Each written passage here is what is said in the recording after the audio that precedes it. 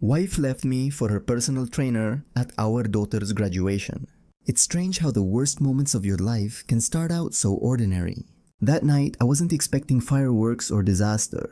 Just a simple dinner to celebrate my daughter Lena's graduation. 22 years of hard work had finally paid off for her, and we'd gathered 40 family members and friends at a restaurant in Des Moines to honor her. I had even ironed my based shirt, something Sandra always teased me about. "You're too formal for casual dinners," she used to say. I smiled at that memory as I sat down. For most of the evening, things went smoothly. People laughed, clinked glasses, shared stories about Lena's college years. My wife Sandra looked radiant, smiling, animated, almost glowing. I thought maybe this would be one of those rare nights where things felt right again between us. Maybe we could start over, maybe. But life has a cruel sense of timing. It happened just after dessert arrived. Sandra stood up, lifted her glass, and tapped it with her fork to get everyone's attention. Her eyes swept the room like a performer on stage. "I want to say something," she began. "Tonight isn't just about Lena's graduation. It's also about change, about finding yourself, about living authentically." My stomach dropped. I knew those words. Finding yourself. Living authentically. They were the same phrases she'd been using lately, words that sounded less like self-help and more like warning shots. Then came the blow. "I've realized," she said, smiling at everyone but me, "that I deserve more than a life that feels stagnant. Paul is a good man, but he's such a boring loser. I deserve better." The room froze. Forks hovered midair. My sister Beth stopped cutting her chicken. My brother-in-law Dennis slowly set his beer down. 40 people sat in a silence so thick it pressed on my chest. My daughter's face crumpled like paper. "Mom?" Lena whispered, horrified. But I didn't say a word. I didn't stand. I didn't shout. I simply reached into my jacket pocket, pulled out a small white envelope, and held it out towards Sandra. "For you," I said calmly. She blinked, confused. "What is this?" "Open it," I told her. She hesitated, then slid a trembling finger under the flap. The sound of paper tearing felt like thunder. She pulled out the documents inside, 3 pages, neatly folded, and started to read. The expression on her face shifted, second by second. Confusion, recognition, and finally, panic. Her voice, once loud and commanding, turned small. "Paul, what is this?" "Since we're sharing everything tonight," I said quietly, "you might as well read it out loud." She didn't. She couldn't. And that's when I knew she understood exactly what was in her hands and what it meant for the performance she had just staged. The restaurant went dead silent. Even the busboys stopped moving. Sandra stared at me as if she'd just realized the show she'd scripted wasn't going the way she'd planned. When I looked around, everyone's eyes were on us. Lena sat motionless, hands in her lap, tears beginning to form. Across the room, near the bar, a man shifted uncomfortably in his seat. He was younger than me, muscular, tanned, wearing a fitted polo. Troy, the personal trainer. Sandra gestured toward him weakly, like she'd forgotten what confidence felt like. That's Troy," she said. "He's been helping me realize my potential." I could almost hear the sound of her narrative collapsing under its own weight. I stayed seated, calm as stone. She looked at the papers again, then at me. "You planned this," she hissed, her voice cracking. "You knew I was going to—" I met her eyes. "Yes," I said, "I knew." And that's when the storm truly began. I've been told that when a marriage ends, it's never about one big event. It's 1,000 quiet moments that went unnoticed until they started echoing. Looking back now, I can see those moments clearly, though at the time I mistook them for routine. Sandra and I met in college. She was majoring in communications, full of ambition and light. I was studying logistics, the art of getting things where they needed to be. She liked to dream. I liked to plan. It felt like balance. She once told me she loved how steady I was, how I made her feel safe. I thought that meant love would last forever. After we married, I took a job at Driftline Construction, coordinating freight shipments. The hours were long, the pay was stable. Sandra worked part-time at a marketing agency, then at a nonprofit, and later tried real estate for a while. But nothing ever stuck. She'd tell people she was between opportunities, and I never pushed. I figured she'd find something that fit her someday. I believed in giving her space to explore, thinking that's what love was. When Lena was born, Sandra stopped working altogether. I picked up overtime shifts to cover the bills. 50 hours a week turned into 60, sometimes 70. I'd come home late, quietly step around toys, and find Sandra asleep on the couch with the TV still on. I'd kiss her forehead and whisper, "I'm home." She'd mumble something and roll over. That was our life, predictable, functional, steady. It wasn't unhappy, just ordinary. And sometimes ordinary is enough, until someone decides it isn't. As Lena grew older, the cracks began to show. Sandra complained that I worked too much. "You're always tired, Paul," she'd say. "We never do anything fun anymore." She wasn't wrong, but I thought she understood that everything I did, every late night and extra hour, was for her and for Lena, for our home, our stability, our future. We'd have small arguments that fizzled out before they ever became serious. She'd make jokes about how married life kills passion. I'd laugh along, thinking she didn't mean it.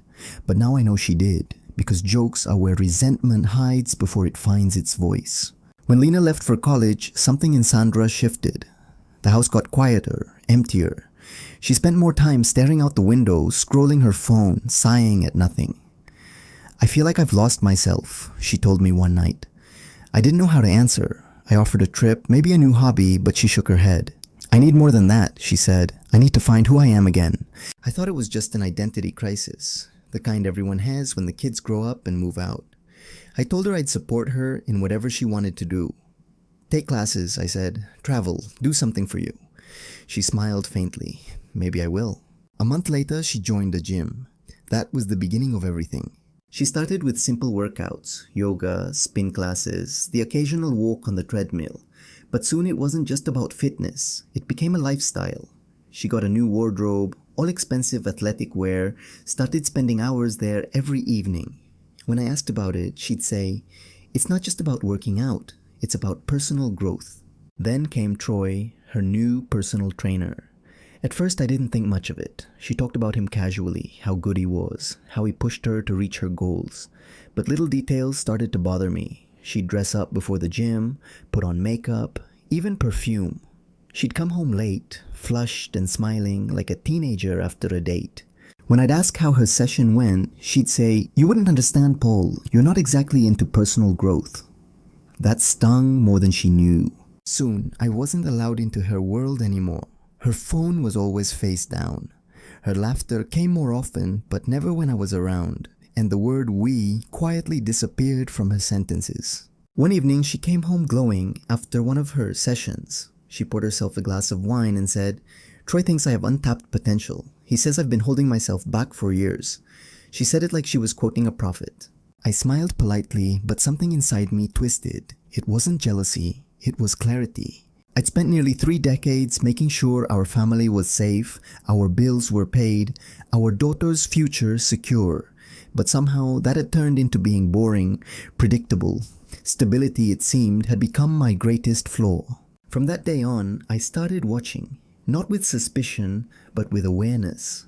I began to pay attention to what she said, what she didn't say, and who she became when she thought no one was watching. She used to talk about our plans, vacations, maybe a lake house when we retired, but those conversations stopped. The future had quietly become hers alone. People think betrayal begins with lies, but it actually begins with distance. When one person stops showing up in the shared world you built together, they start living elsewhere while still sleeping beside you. And if you're not careful, you start mistaking their silence for peace. Sandra began leaving earlier for the gym and returning later. She claimed Troy was helping her train for a half marathon, even though she'd never run more than 2 miles in her life. When I pointed that out, she snapped, "You always underestimate me." That wasn't like her. Sandra used to laugh at herself easily, but now every question was a threat, every concern an insult. By then, I'd started to suspect what was really going on, but suspicion without proof is just noise. And I wasn't going to confront her with noise. I needed facts, something solid. After all, I was a logistics man.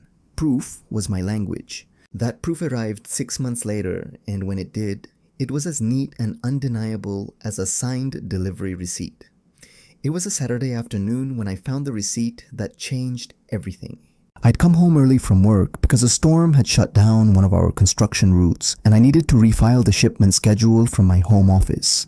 Sandra wasn't there. She'd said she was visiting her mother in Cedar Rapids for the weekend. I remember thinking it was nice she was spending time with family.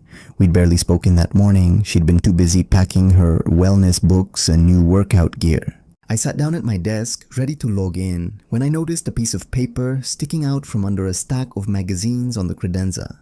I pulled it free. It was a hotel receipt. 2 nights, Cedar Rapids Marriott, 2 guests, room service charges for 2 breakfasts, 2 dinners, 1 bottle of champagne.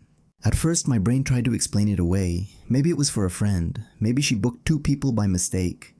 But I knew. Deep down, I knew. The worst part wasn't anger, it was recognition. Every late night workout, every sudden argument, every time she'd said, "You wouldn't understand," they all lined up like puzzle pieces, forming a picture I didn't want to see. That night I sat in the dark living room, staring at that piece of paper for hours. My coffee went cold, the clock ticked too loudly, and the walls felt smaller. I thought about 27 years, the first time I saw her on campus, the day we bought our first house, Lena's first day of school. All of it sat in my chest like a weight I couldn't lift. I didn't cry. I didn't throw anything. I just sat there, quiet. Because sometimes silence is the only way to survive the noise. When Sandra got home the next day, she was glowing. "You wouldn't believe how relaxing that seminar was," she said. "It changed my perspective." I looked at her, studied her face. She couldn't even tell I knew. That hurt most of all, how easily she lied. I said nothing. I kissed her cheek, told her I was glad she'd had a good time, and walked to the garage to take out the trash. My hands shook the whole time, but my voice hadn't. I realized then that staying calm wasn't weakness, it was power. That night I called my old friend Dennis Peterson, who happened to be a lawyer. We'd coached Little League together back when Lena was 9. Dennis was the kind of man who knew when to talk and when to listen. "Dennis," I said, trying to keep my voice level, "can I ask you a hypothetical question?" He sighed. "You mean a real one that you're pretending is hypothetical?" I smiled sadly. "Something like that." I told him I was wondering about post-nuptial agreements and asset protection. "Just in case," I said. Dennis didn't buy the casual tone for a second. "Paul, if you're thinking what I think you're thinking, you need to be careful. Timing matters. Paperwork matters even more." He was right. In logistics, everything depends on timing and documentation. So I did what I do best. I planned. Over the next few weeks, I started observing, documenting, preparing. I didn't snoop. I didn't hack her phone.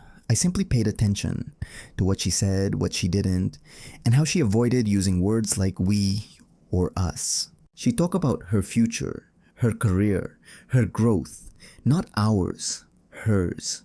It's strange how the language of self-discovery can sound so much like the language of leaving. Then came the first mention of Troy, the man behind all this growth. Over dinner one evening, she said, "Troy thinks I should consider a career change.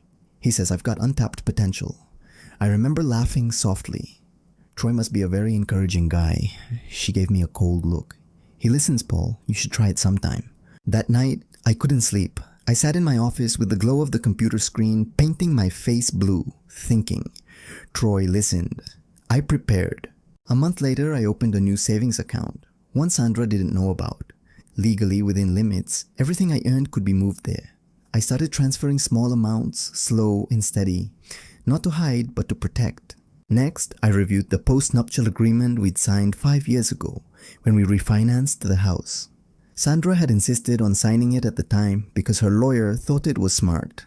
It stated that in the event of infidelity, joint assets could be reassigned or protected. Back then, I thought it was meaningless.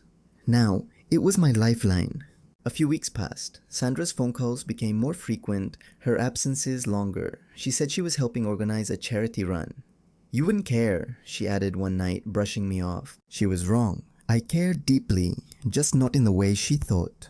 2 weeks before Lena's graduation, I came home from work early again. The sun was setting, casting orange light through the blinds. I heard laughter, bright, carefree, like a sound from another lifetime. I walked toward the kitchen, and there she was, on the phone. Her face glowed in a way it hadn't in years. "Okay, babe," she said, laughing. "I'll see you tomorrow." Then she froze. I stood in the doorway. "Who was that?" I asked. She looked like a child caught with her hand in the cookie jar. "Just my trainer," she stammered. "We were talking about a new nutrition plan." "Nutrition?" I repeated. "At 9:30 p.m.? She glared. "You always have to twist everything, don't you?" She stormed off to the bedroom. I didn't follow. Later, when she went to shower, I noticed her suitcase half hidden behind the dresser. Inside was a printed email confirmation. A reservation for a Colorado resort. 2 guests. Check-in date. 3 days after Lena's graduation. Names: Sandra Ridley and Troy Walters. That was the night I stopped pretending. I didn't yell. I didn't wake her. I sat at my desk again, the same way I had weeks ago with the first receipt, and stared at the glowing cursor on my computer screen. The cursor blinked like a heartbeat. Steady, patient, waiting. I drafted 3 documents that night. The post-nup agreement. The trust transfer papers. A letter to Sandra. Simple, direct, unemotional. When I was done, I printed everything, folded the papers neatly, and placed them in a plain white envelope. I wrote her name on it in my handwriting. Then I placed it in my jacket pocket and turned off the light. Sandra was already asleep, or pretending to be. I lay down beside her and listened to her breathing, steady, peaceful, like someone dreaming of a life they hadn't yet destroyed. For the first time in months, I felt calm. Some people think revenge brings peace. It doesn't. Preparation does. When you've spent a lifetime solving other people's problems, you eventually learn how to solve your own, quietly, legally, completely. That night, I didn't feel anger. I felt clarity. And clarity, I've learned, is far sharper than rage. After that night, something inside me shifted. It wasn't rage or heartbreak anymore. It was purpose. The kind of quiet determination that comes when you realize there's no saving what's already gone. Every morning I'd get up before Sandra and make coffee like nothing had changed. I'd watch her float through the kitchen, humming, her phone never leaving her hand, smiling at messages she pretended weren't from him. She'd glance at me and give a practiced smile, the kind people use when they know a performance is about to end. She thought she was writing the script of our marriage's final act. What she didn't know was that I had already written mine. I spent the following days finalizing the details. Dennis, my lawyer friend, came over one night under the pretense of watching a baseball game. He brought a folder, I brought the beer. We talked about work, about Lena's graduation plans, about nothing important, until Sandra left for her evening class. Then Dennis opened the folder. "You're sure you want to go through with this?" he asked quietly. "I'm not the one ending the marriage," I said. "I'm just making sure I don't lose everything when she does." He nodded. "Then we'll make it clean, legal, fair." Together, we reviewed the trust transfer documents that would move the house, the cabin, and the boat into Lena's name. We checked every clause of the post-nuptial agreement, the one Sandra had signed years earlier, back when we refinanced the house, and she still trusted me enough to put her name beside mine on anything. I didn't forge or manipulate a single thing. Everything was within the law. Every transfer, every signature, every date, carefully timed, neatly filed. When the paperwork was ready, Dennis looked at me and said, "Paul, you know this isn't revenge, right?" "I know," I said. "It's protection." He smiled, the kind of small, sad smile people give when they respect you but wish you didn't have to do what you're doing. That week, Sandra was full of plans. She talked about the graduation dinner endlessly, the guest list, the restaurant, the seating chart. "It's going to be such a special night," she said, glowing. "A celebration of new beginnings." "New beginnings," I repeated, sipping my coffee. She didn't catch the tone. Every evening she stayed late at the gym, claiming she and Troy were preparing a special fitness demo for a charity event. I didn't ask questions anymore. I didn't need to. She'd already given me all the answers I required. 3 days before the graduation dinner, I made one final move, closing our joint credit card account. When I logged in, I noticed the charges for luxury hotel stays, spa treatments, and one particularly large purchase at a jewelry store.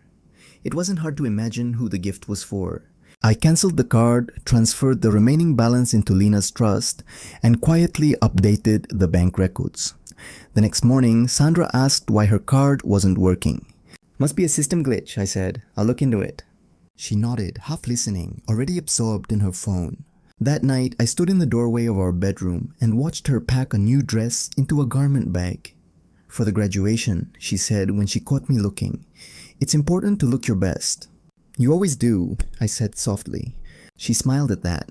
A real smile, or maybe just a reflex. It struck me how easy it was to love a memory of someone who no longer exists.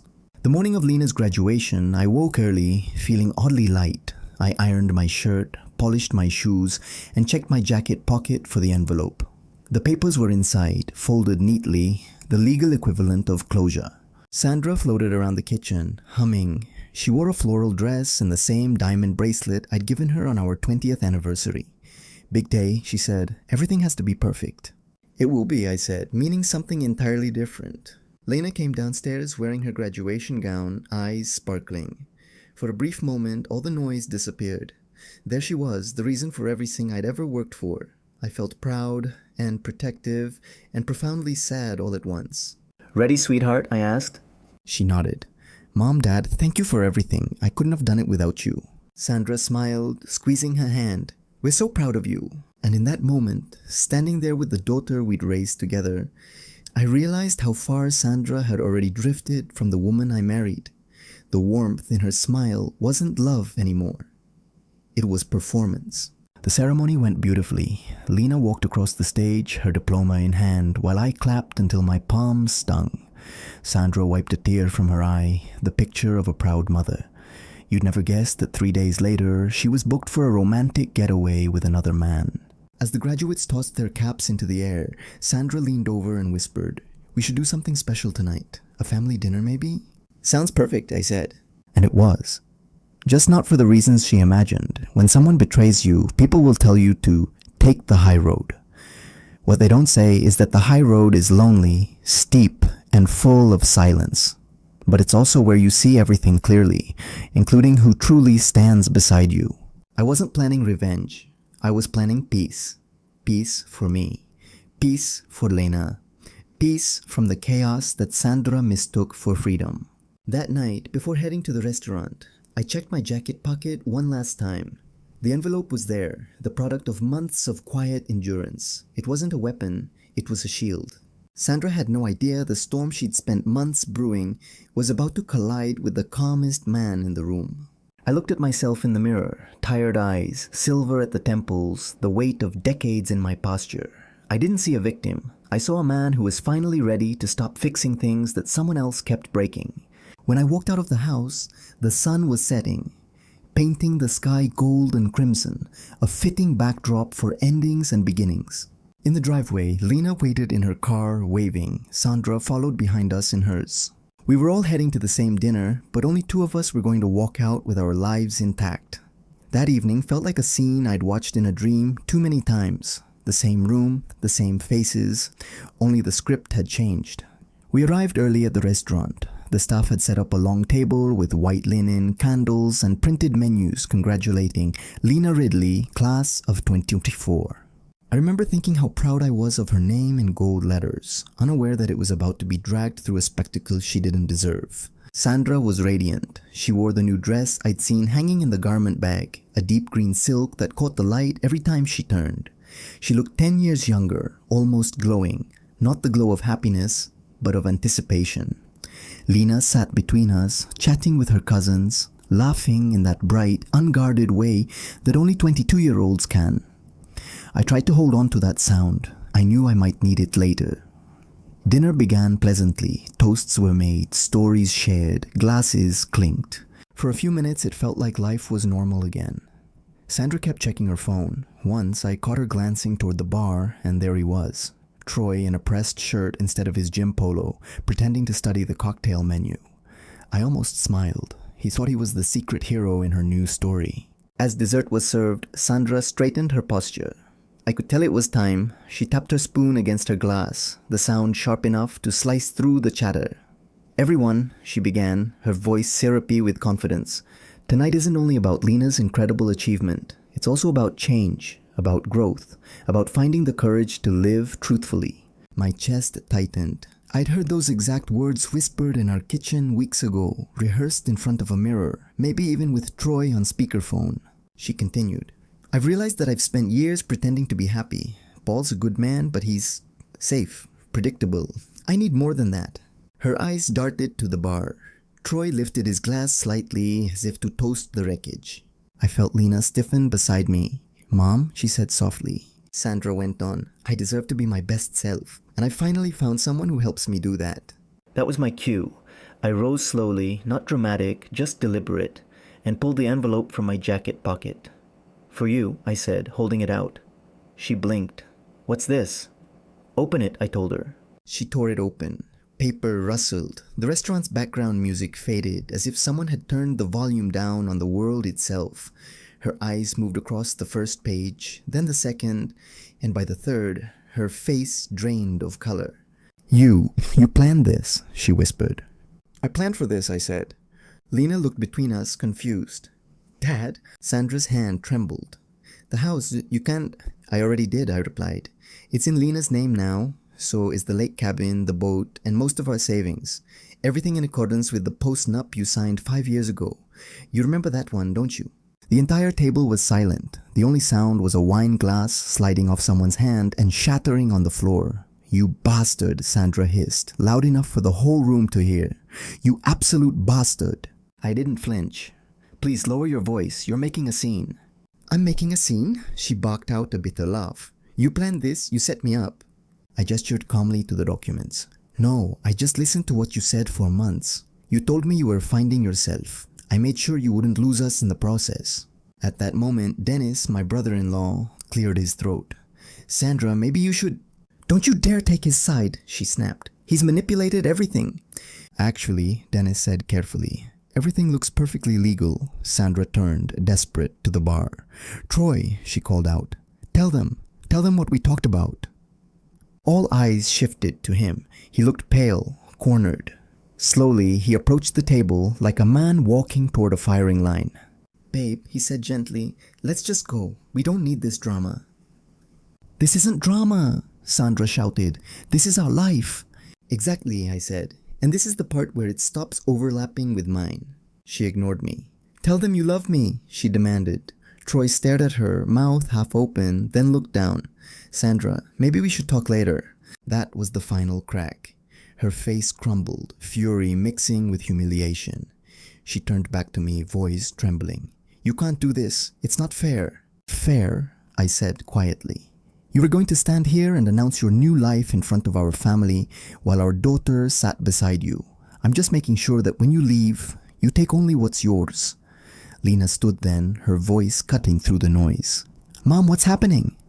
Sandra's lips moved, but no words came. So I answered. "Your mother's been having an affair. She planned to tell everyone tonight, to make it my fault when she left." Lena's eyes filled with tears. "Mom, is that true?" Sandra tried to speak, but Joyce, her 78-year-old mother, beat her to it. "Sandra Elizabeth," she said sharply, "you tell me right now." "I felt trapped," Sandra cried. "Invisible. Paul works all the time. We never talk." "Then you talk to him," Joyce snapped. "You don't drag your family into a circus." Troy stepped back, whispering, "I'm sorry, I can't." "Go," I told him. He hesitated, then walked away, leaving her alone in the spotlight she'd built. The restaurant was silent except for Sandra's breathing, sharp and shallow. The papers shook in her hand. "This isn't legal," she muttered again, voice breaking. Dennis exhaled slowly. "It's airtight, Sandra. Paul's attorney did excellent work. Infidelity voids any claim to shared assets." Her knees buckled slightly. She sat down hard, eyes blank.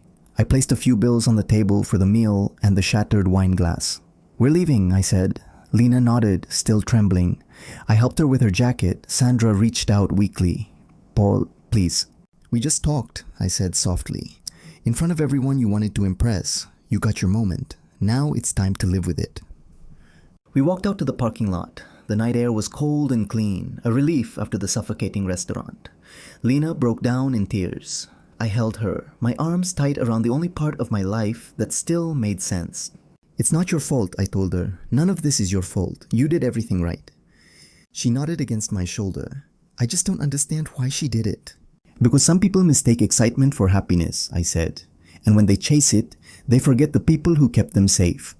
That night didn't feel like victory. It felt like an autopsy, the cold dissection of a life we once shared. But as painful as it was also honest. And honesty, even when it hurts, is better than living in a lie. The night after the dinner, the house was so quiet it almost hummed. Every creak of the floorboards, every gust of wind outside felt louder than usual. For 27 years, this home had been full of voices, arguments, laughter, music, the rhythm of a family's life. Now it felt like a museum of memories no one wanted to visit. Lena slept in her room, exhausted from everything that had happened. I sat in the kitchen with a mug of cold coffee, staring at the empty chair across from me, the one Sandra used to fill with her restless energy.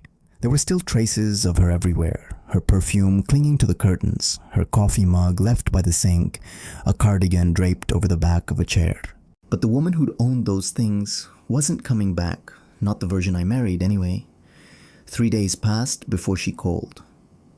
It was just after 10 a.m. I was at work, coordinating a shipment to Omaha, the comfortingly dull rhythm of emails and phone calls filling the day. My phone buzzed. Sandra. I hesitated, then answered. "Paul, we need to talk," she said. Her voice was shaky, desperate. "About what?" I asked. "About fixing this, about working things out." I almost laughed. "Working things out?" I repeated. "Sandra, you announced our divorce in front of 40 people while your boyfriend sat at the bar. What exactly is left to work out?" She sniffled. "Troy and I, it's not working. He says I'm too old for him." There it was. The confession she didn't even realize was one. I leaned back in my chair. "That sounds like Troy's problem." "Please, Paul," she said. "I made a mistake. I was confused. I thought I wanted something different. I see now what I gave up. I'll go to counseling. I'll sign whatever you want. Just, please." "You'll do anything?" I asked quietly. "Yes," she said quickly. "Then don't call me again." And I hung up. An hour later, my lawyer called. "Paul, Sandra's attorney just reached out," he said. "They're claiming she signed the post-nup under duress and want to schedule a settlement conference." I couldn't help but laugh. Not a cruel laugh, just one of disbelief. "She had her own lawyer present," I said. 2 bank officers witnessed it. Dennis was there too. He chuckled. "I know, it won't hold up. She's grasping at straws." "Then tell her attorney she can keep everything she brought into the marriage," I said. "Her clothes, her car, and the debt she racked up buying Troy gifts. That's all." "Understood," he replied. "You sure you don't want to make her an offer just to close it faster?" "It's already closed," I said. "She just doesn't know it yet." The next morning, she showed up at the house. I saw her through the window, hair pulled back, no makeup, wearing an old gray sweater I hadn't seen in years. For a second, I almost didn't recognize her. I opened the door but didn't step aside. "Paul," she said softly, "please, I just want to talk." "So talk." Her eyes filled with tears. "I know you hate me, but Lena shouldn't suffer because of my mistakes." "Lena isn't suffering," I said. "She has a home, a trust, and a father who didn't abandon her for a personal trainer." She flinched like the words had weight. "I don't have a home anymore," she whispered.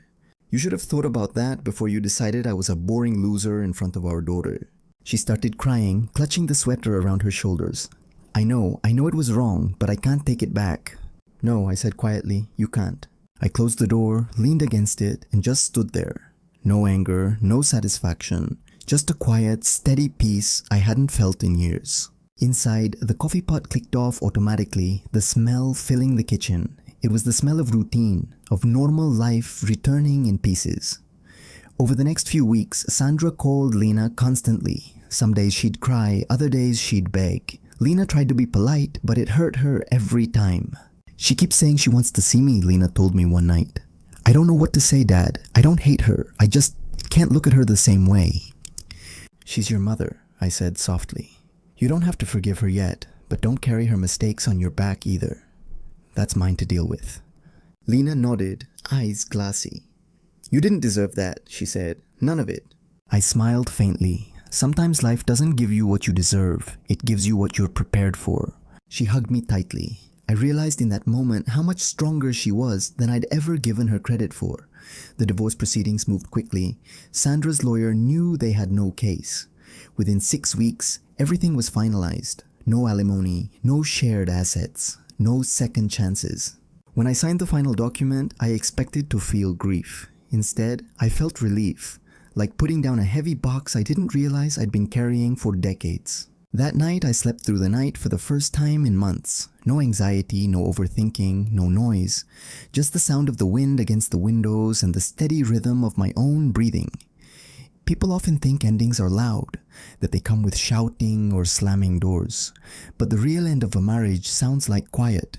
It's the silence after the calls stop, the absence of footsteps in the hallway, the way the light falls differently when there's no one sitting across from you at breakfast. And that silence, as painful as it is, can be beautiful, because it means you've finally stopped waiting for the next betrayal. A few months later, I packed the last of Sandra's things into boxes. Clothes, books, framed photos she'd left behind. I didn't burn them or throw them out. I stacked them neatly in the garage. Proof that I could let go without hating her. Sometimes forgiveness doesn't mean reconciliation. It just means freedom.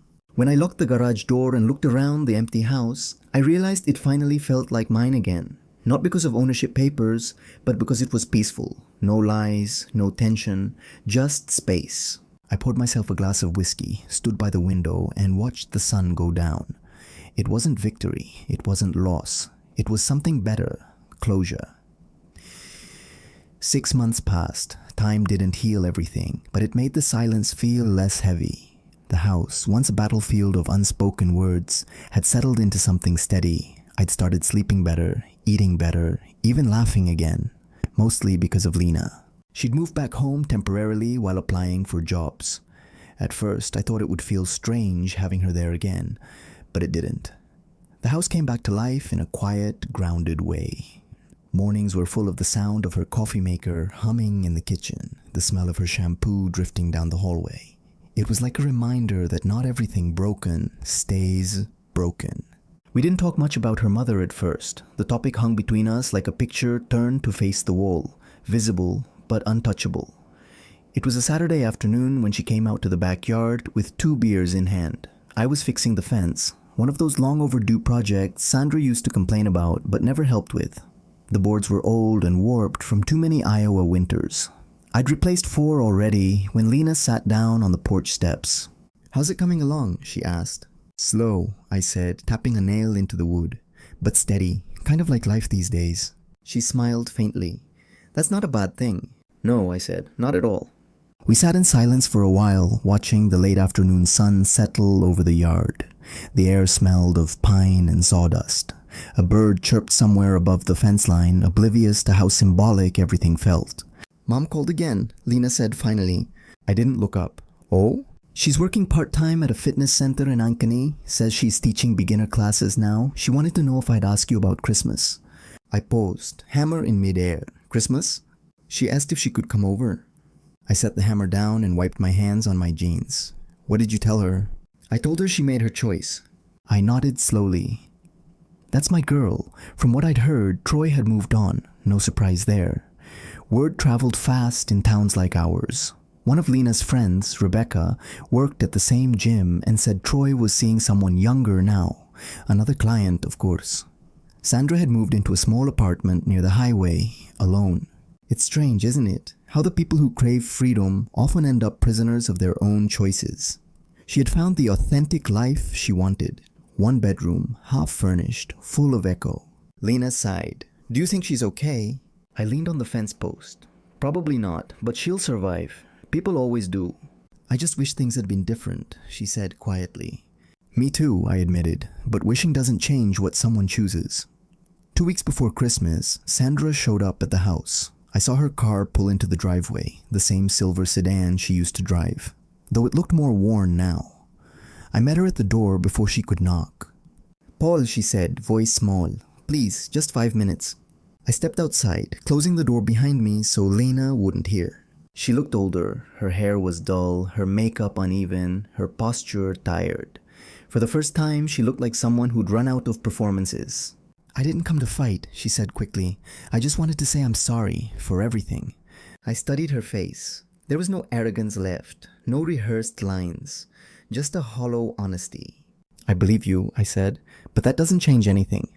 She nodded, eyes glassy. I miss my family." I crossed my arms. "You had one, you traded it for excitement." Tears welled up in her eyes. "I thought I was choosing happiness." And I asked softly. She looked down. "It wasn't." I didn't say anything, There was nothing left to say. Before she left, she asked, "Do you think Lena will ever forgive me?" "Someday," I said, "but not because of anything you say. Only when she's ready." Sandra nodded, turned toward her car and paused. "You always were steady, Paul. I used to think that was boring. Now I think it was the only thing real." Then she drove away. After that, she didn't come back. Lena told me she called once or twice more, but the conversations were brief and careful. They were rebuilding something, not a relationship, but a fragile truce. I focused on rebuilding too in my own way. Work became simpler without emotional exhaustion shadowing me. I started running again, not for fitness, but for the rhythm of it. One step after another. Forward motion. Quiet mind. I joined a book club Dennis's wife started. I even started cooking again. Real meals, not just takeout. Turns out I could actually make a decent roast chicken when I wasn't working 70 hours a week. Lena used to joke that she hardly recognized me. "Look at you, Dad," she said one evening as we ate dinner on the porch. "You've become a domestic man." "Don't tell anyone," I said. "I have a reputation for being boring to maintain." We both laughed. It felt good to laugh. Not forced, not polite, just real. Sometimes at night, I'd still think about Sandra, not with bitterness, but with distance. I missed her in the way you miss an old photograph. The memory, not the person. The woman I married had been kind and curious, full of light. Somewhere along the way, that woman disappeared, replaced by someone chasing validation in all the wrong places. I'd wonder if I could have done anything differently, worked less, listened more, noticed sooner.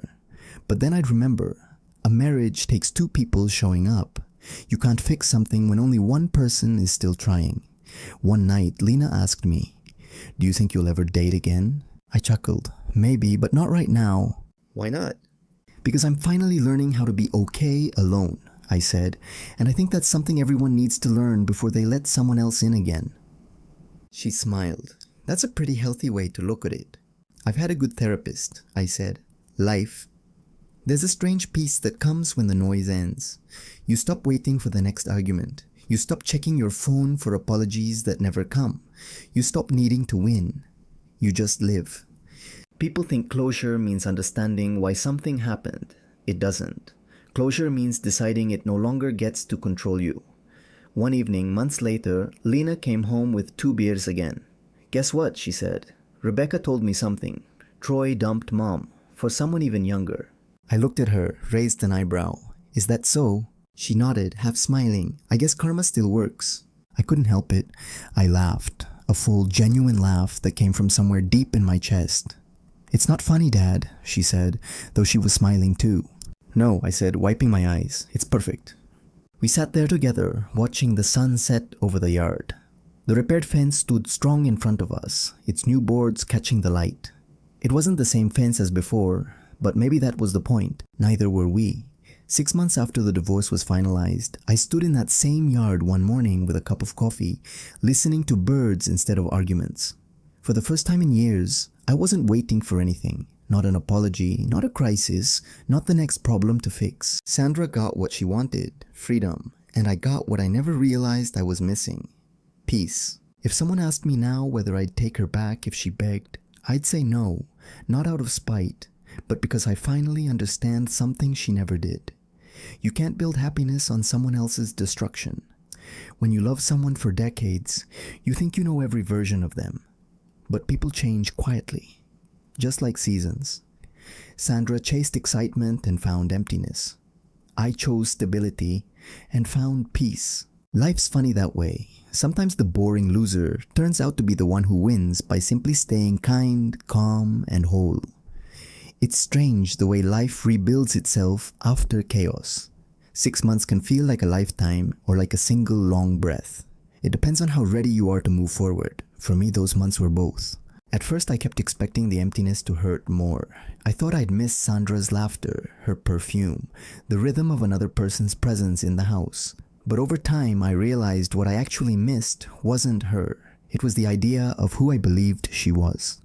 The woman I loved had existed once, but she wasn't the one who stood up at our daughter's graduation dinner and tore our family apart for applause. And once I made peace with that truth, the grief started to fade. Work stayed the same: shipments, schedules, and late-night phone calls to solve logistical messes halfway across the country. But it felt different now. Simpler. I wasn't coming home to tension anymore. The house didn't feel like walking into an argument waiting to happen. Sometimes I'd come home, kick off my boots, and just stand in the living room listening to the quiet. It wasn't lonely, it was peaceful. I started cooking again, real meals, not just sandwiches and takeout boxes. I rediscovered music I hadn't played in years. Lena and I made a habit of Friday night dinners, where we'd talk about work, her new job, or just life. She was growing into her own person, smart, calm, a little cynical, but full of empathy. She told me once, "You've changed, Dad." I asked, "Good or bad?" She smiled. "Good, you seemed lighter." She wasn't wrong. For the first time in decades, I didn't feel like I was constantly bracing for the next problem to solve. The world hadn't gotten easier. I had just stopped volunteering to carry other people's chaos. I still saw Sandra occasionally, brief, awkward encounters at family events or when she'd drop something off for Lena. Each time she looked smaller somehow, like a person who'd been running too long on regret and exhaustion. She tried to make small talk, but there was always a distance between us, like two actors meeting years after the play ended.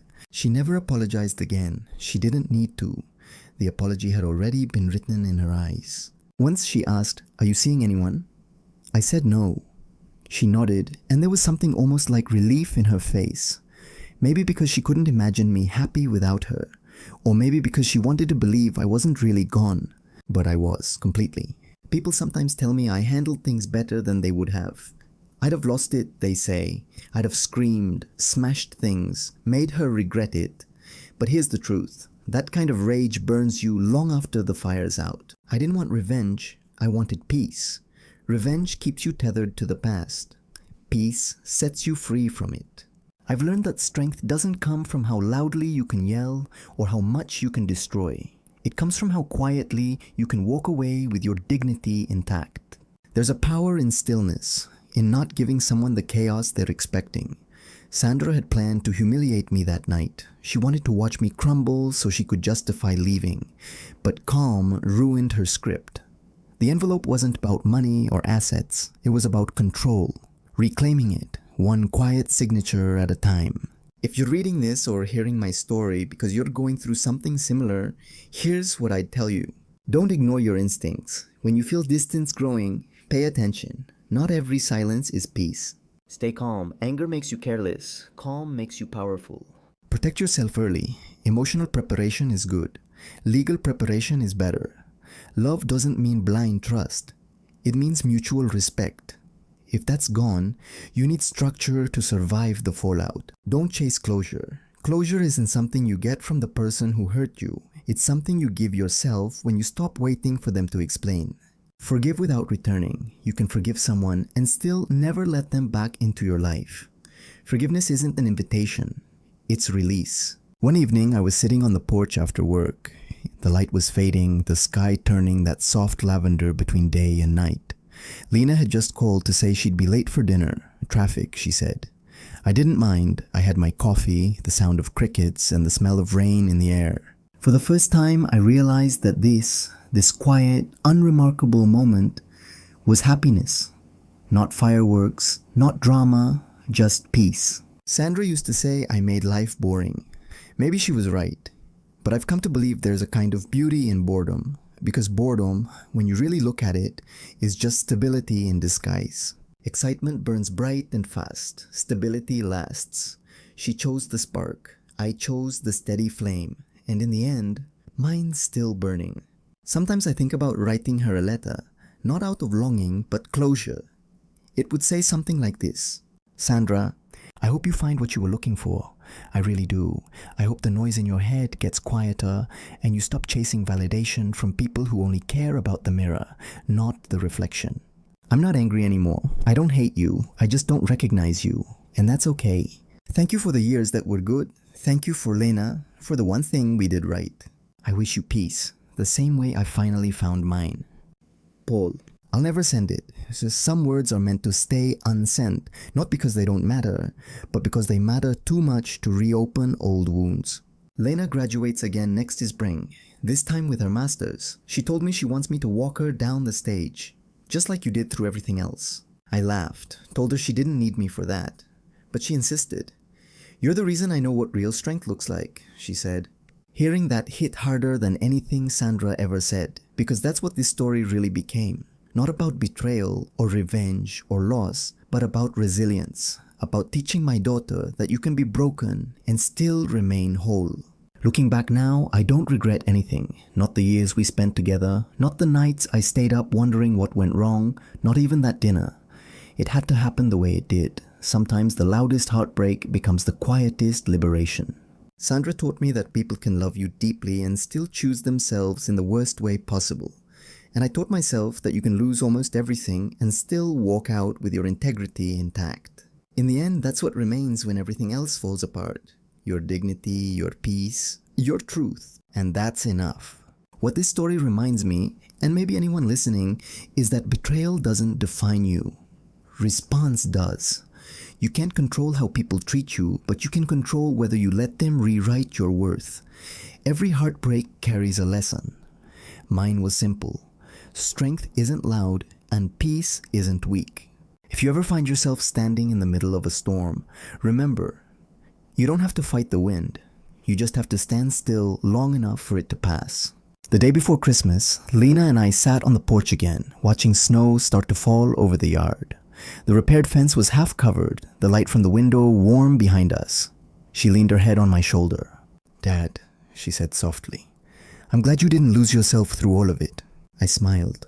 I almost did, but then I realized if I did, she'd win twice. We watched the snow for a long while, and for the first time in years, everything was still.